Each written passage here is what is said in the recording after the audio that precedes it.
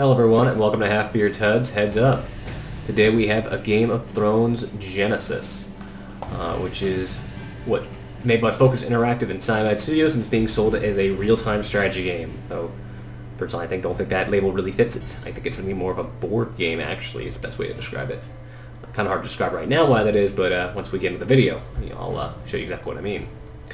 Basically, I'm just going to show you a bit of the House v. House play today. I'll explain what that is in a second. Just kind of show something else really cool. You can see this in the game screen, but I'll show this now. This game has this giant, massive encyclopedia of basically all the houses, what they are, their history, principal characters, the units, structures, fucking everything. I don't know why the music just stopped. That's kind of odd. The sound of this game is really weird. I'll get into that a little later, though. Yeah, so this big long encyclopedia. That's because this is not... This sound design's freaking me out. Anyways, that's because this game isn't based on a Game of Thrones, a TV show. This is based upon A Song of Fire and Ice, which is the name of the whole series. This is based on the books. It's using the book license and not the show license. Which you'll notice when you start seeing characters like... not up again. Start seeing characters like Eddard Stark not really looking all that much like Sean Bean. And Robert Baratheon here looking like a badass. And, well, not that the TV show's version wasn't a badass, but, you know, less like a fat, drunk guy. He's one of my favorite characters, so it's kind of weird to see him like this, but I like him as the fat, drunk guy. So, you know. Anyways, get into the game. There is a multiplayer mode, which is a House v. House and rank game. I haven't tried the full-on multiplayer, just playing with bots, but that's because I'm not very confident in my RTS abilities. What you have for single player, you have a tutorial, which I've gone through. Basically just kind of explains everything. If you really want super in-depth on what these systems are, go there, because I honestly can only explain so much in the time I've got. This game's super deep. There's also a campaign, which takes you from year -700, which is Queen Nymeria arriving on... Actually, it says right here. Queen Nymeria arriving on the shores of Dorne. Yeah. And it goes all the way to 300, year 300, which is, I don't really know, actually. I've only really watched the TV show. I read a little bit of the books, and I've heard pretty much... I got a lot of friends who are reading the books who have completely ruined the entire story for me. So I have felt no need to go into them. So I know a lot of the backstory, but I have no clue where anything takes place. So year 300 is my best guess. Don't quote me on this. Is that is either right when the books start, or that is during / just after the books. So there's a large chunk though beforehand where it's just kind of the setting up. Like you're gonna get to see kind of Westeros getting started. You're gonna get to see all the houses getting set up. You're gonna get to see. You're going to see the Mad King, whose name escapes me, but he's a Targaryen, take over, and then you're going to get to see his fall when Robert Baratheon and Eddard Stark take him down. Normally I would show some of the campaign levels, but where I'm at right now, these campaign levels are mainly tutorial stuff. Still, it's still very slow, still very tutorial-y, and I don't really feel like showing that. It will take a while. This is actually my second attempt recording this video. My first video of this was like 45 minutes long, and the only reason it's not going up in its entirety is because of a sound issue. So, yeah, we're gonna try to keep this one a little shorter because it's already way later in the day than it should be for me to be recording these videos. That's the campaign still. Anyways, House v. House play is essentially House v. House play is essentially, you know, house versus house, and it works on what are called prestige points. It's not about eliminating the other house, because in fact you can't do that. The map is kind of separated into chunks or nodes, and there's a chunk with your feudal home on it, and that the feudal homes of any lord can never be taken over. How you win is by getting enough prestige points, and you get prestige points through pretty much holding on to titles, which I will explain once we get into the game, and completing challenges the game presents, as well as a few other minor actions that, if you do them right, can earn you a lot of points. It's very similar, actually, to Civ. There are a lot of different scenarios here, so we have like Isle of Spaces, we have King's Road, Sea of Dorne. And of course, the full-on just Westeros, which is just literally everything. I want to play as the Starks because you play online, you don't get to play as the Starks because there's so many people who all want to play as the Starks. I could show all of Westeros. We're going to show a little bit of a normal game first, then I'll show Westeros, just because I do want to show the whole map at once, because it's quite a sight, seeing all the units going around, and they do a good job of making the buildings very distinctive. Be the Starks. I don't want to be Catherine's family. Nobody likes her. Everybody likes her, but I don't want to play as her family. Yeah, no, it's quite a sight to see all of Westeros, and the feudal homes of the right families look like it. Like the Lannisters' feudal home is Castle in the Rock actually looks like Castle Rock, and it's cool. It's cool to see that stuff, like, on the screen. Oh. Are we having a... There we are. We might have had a little jump there. I hope not. This game is a little finicky. It has the occasional loading problem and sound problem. Generally, though, it's well made, and I think the systems in place are really cool. I do still think the sound design is weird. You're going to notice once we get into the game, there's like no music and very little VO. There's no narrator, which I know, like, technically it's not one of the show either, but it feels like when you're going to tell epic stories, you need the narrator. He's a necessity. Basically, here's how we start off. We, my feudal home here, as you, it's not Winterfell, but whatever. I still don't think it's Winterfell. I will show you Winterfell when we do the whole thing. Basically, how you do it is that so much of this game is diplomacy. So I have an envoy here. I'm going to go send him to negotiate with this castle to make it my castle. Be the house with the most allied castles for 4 consecutive minutes and gain 10 prestige points. Okay, here, I'm going to pause. These are these titles that you need to acquire to gain prestige points. There is House with the most allies. House has the highest revenue. I think that's coming in at the moment, not at the moment. Let's take a look.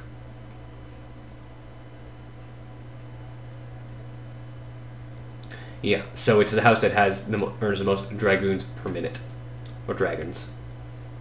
I don't know what.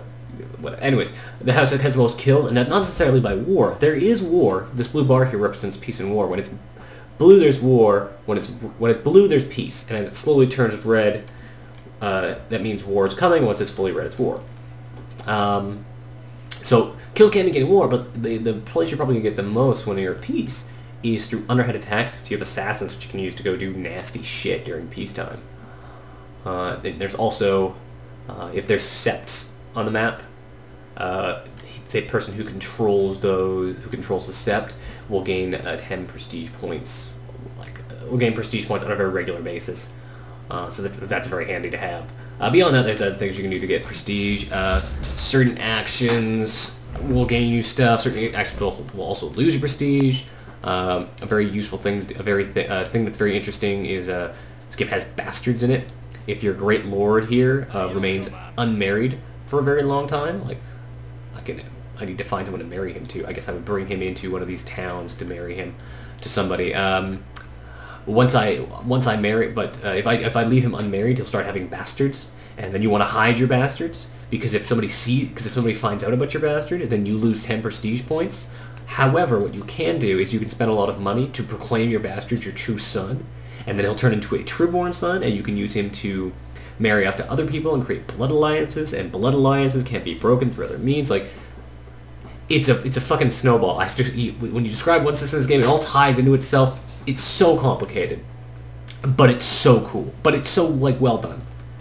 Like, I think it's the way it works truly represents what this series is. It represents what Game of Thrones is better than I think anything I've ever seen. Better than I think anything else they could have made would have. As much as I personally, like, my ideal Game of Thrones game is essentially Oblivion, but on the King's Road. You just play a mercenary who fucks with things in the Kingdom of Westeros. I understand that's not the best way to actually showcase this universe.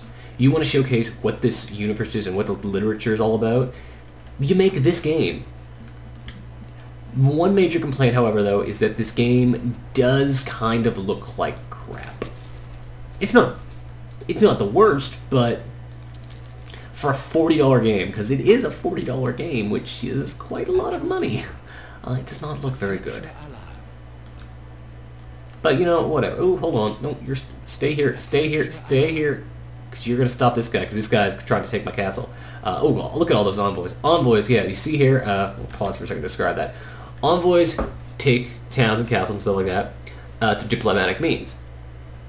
However, if there's not... if you take a place and then your envoy leaves, another envoy, one of these guys, can come in and take it. If you leave your envoy there, he will scare off these guys. Now, you may just say, oh, I'll just always have envoys around. Which is what I've seen on forums, a lot of people are winning. But the trick there is, they're probably playing against AI. The trick there is you have to worry about assassins. Because an assassin can sneak in even during peacetime and murder your envoy. And then another guy can come in. There's also a billion other things, like, there's just so much stuff.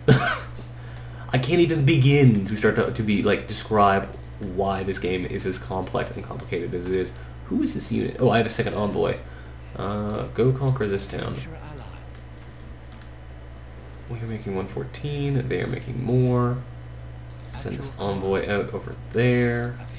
Chances are these towns, it says they're not taken over, but there is a chance there's another envoy in those towns already trying to take them. That does happen.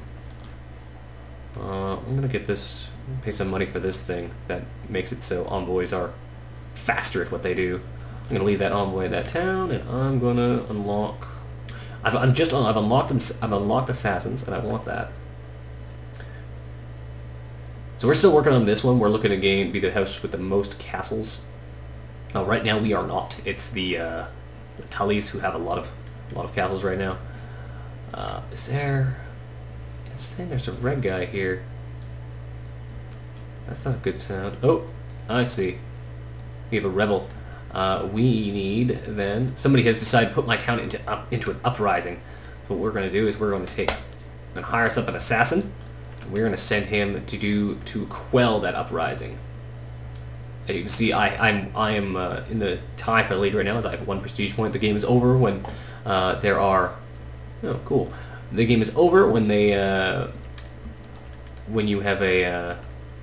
The game is over when somebody has 1,000 prestige points. Do that. The game doesn't really alert you when something has been built, which I'm not a fan of. Where is... that guy? Go kill that dude. Let's see. That's mine, that's mine, that's mine. Having this town would be useful, but I want to stave off for now. They have this thing here. I'm going to take my...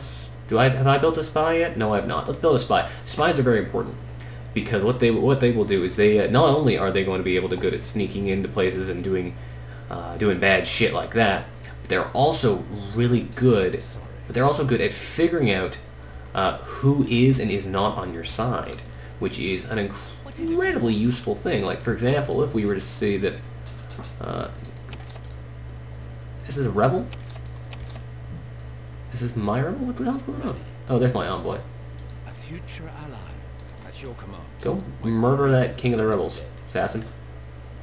Like if you were to example, like you can corrupt.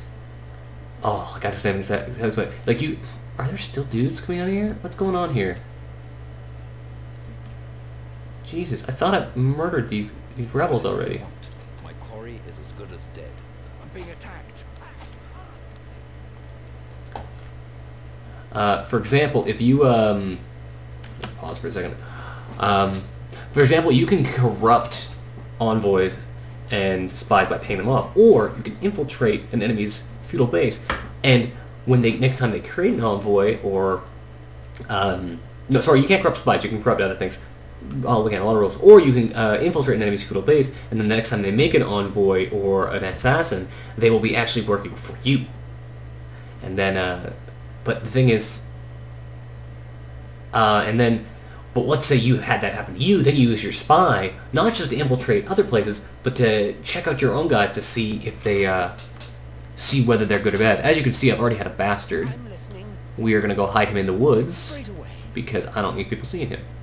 I feel bad for him, I really do, but I need those prestige points.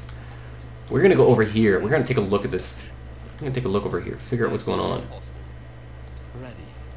What do we have over here? We have my assassin. Because this place will not stay for some reason. I keep thinking I am killing the guy who's leading the rebel forces, but apparently I am not. Okay. Assassin. Oh. There, it shows... I'll take care of it. I love the way that assassin just goes, I'm so sorry. See, immediately it's, I don't know what it is here. Straight away. Check out this place. Make sure it's not, like, bad or something, or that assassin is... I don't know. Like, there's just so much shit going on, and I don't know what to do, and... I really like what this game's trying to do. I really like what this game is.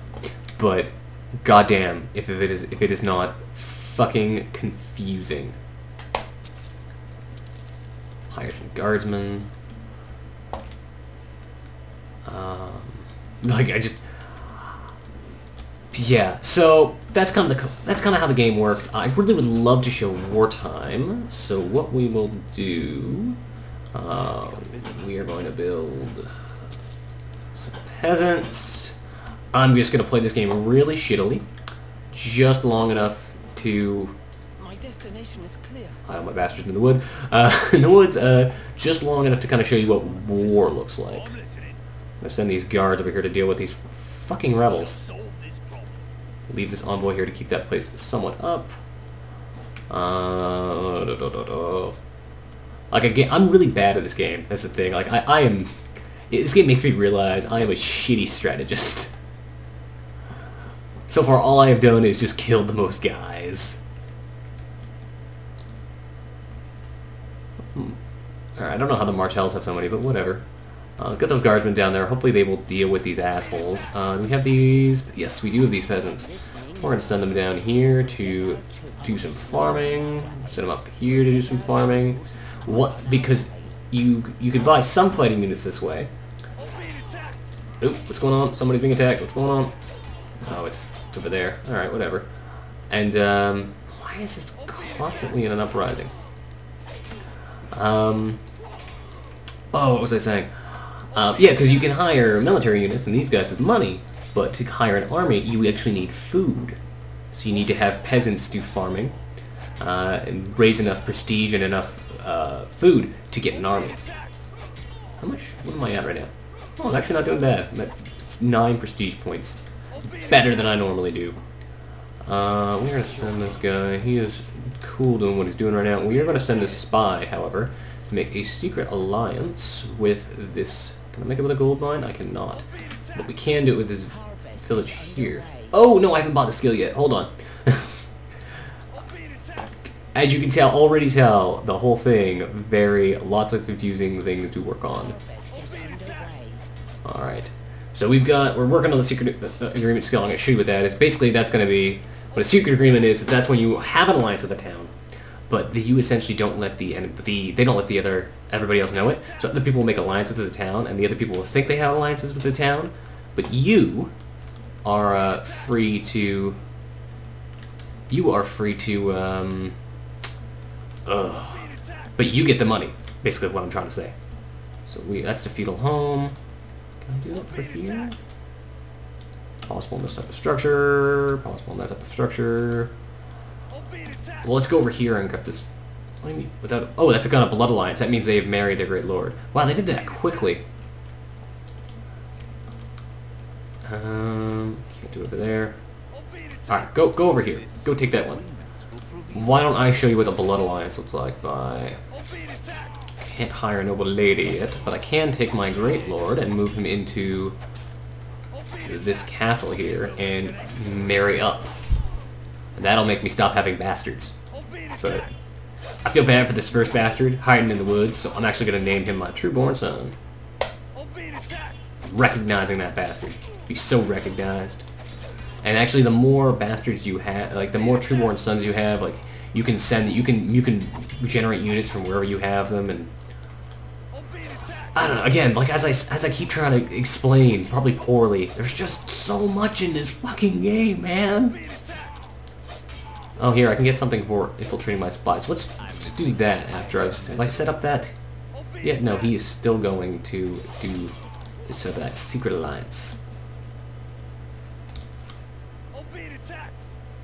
Oh, has that one got a blood alliance? Or is he down here doing it? Yeah, he's down here. He's making this blood alliance still. This alliance will be kept a secret. Oh, this one is in, This looks like someone put this alliance. Yeah, so I can't do it in that town. What we will do instead is we were going to infiltrate my spy into here as an envoy. And we're going to make another spy.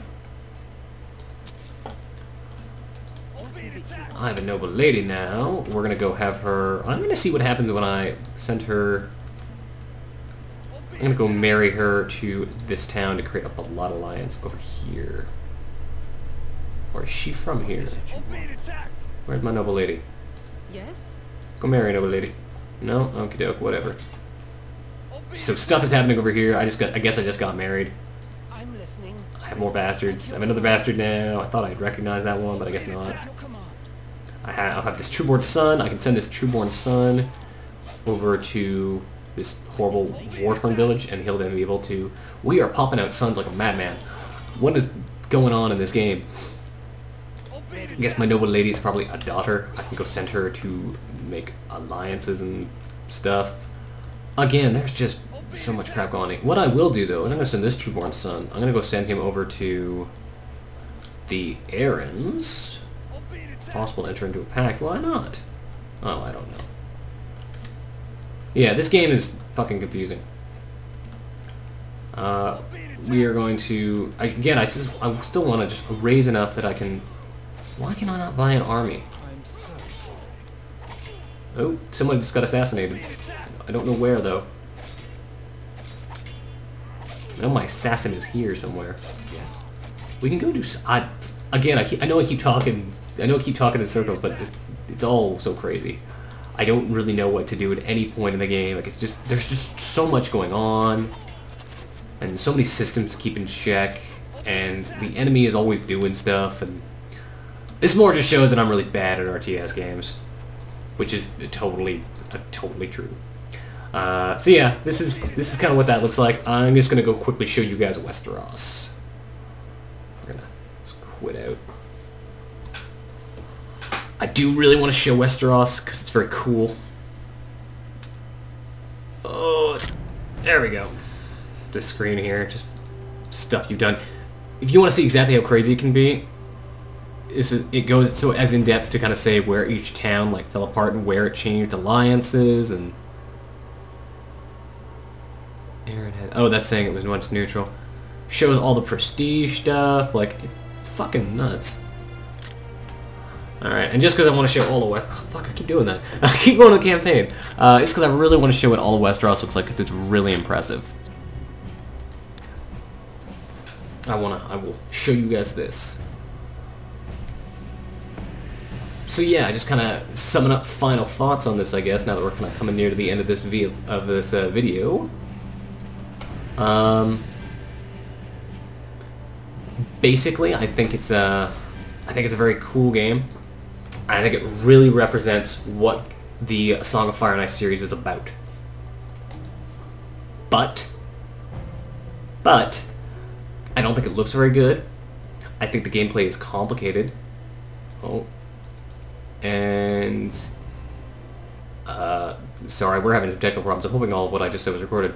Anyways, yeah, to sum it all up again, I think the gameplay is... I think the game is very representative of what Song of Fire and Ice is, and I think the game is has some really neat ideas, but it doesn't look very good. This game is incredibly complicated in spots, and that wouldn't matter if it was $20, but at $40, that's a bit much to ask for. I mean, that's a lot of money for a game that kind of looks like it's from 5 years ago. I don't know. I think the system's really cool. I think if you like a Game of Thrones and a Song of Fire and Ice and you like RTS games, it's totally worth it. But because it's just so fucking expensive and dense, I just don't think for $40 it's worth it. You should go on Steam sale, even just for like, even you just knock $10 off there. That's a different story. Anyways, I want to show Westeros. Here we have the Eyrie, which I think looks nice. Go up here, we've got Winterfell. which it kind of does actually look like Winterfell, though can't really see the Godswood, which is a little disappointing. I guess it's supposed to be back there or something like that. I mean, you can't show everything. The Tullys, their thing. I don't really know much about the Tullys. This is Castle Rock, which I think that's fucking awesome. I mean, it's Castle Rock, and it kind of looks like Castle Rock. These are some family. I don't know. I don't know all the Game of Thrones shit. The Baratheons, and you have the Martells down here. I thought the Targaryens were... here's the Targaryens in some castle. Again, my knowledge is weak on the subject. I wish I knew more. So yeah, that's Game of Thrones Genesis. It's a fucking complex RTS game that focuses way more on the actuality of talking to people and creating diplomacy and all that ridiculous stuff that entails, rather than mashing RTS units against each other like so many action figures. So yeah, that's Halfbeard's HUD, and we're out.